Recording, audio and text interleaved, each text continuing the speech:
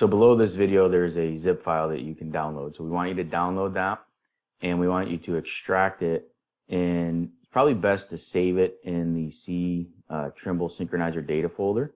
That way it'll be easy to get to when we show you how to use Siteworks in the emulator to set up this project. This data you're going to use in this chapter.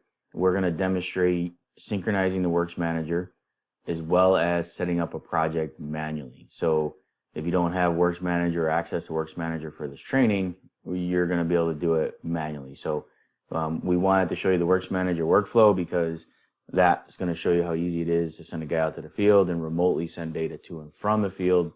And we know that not everybody has Works Manager, so this is an alternative, but a little bit more extra steps. So download the file and store it under Trimble Synchronizer data. And then in the following videos, we will synchronize it with Works Manager first, and then we will repeat the process and set up the project manually.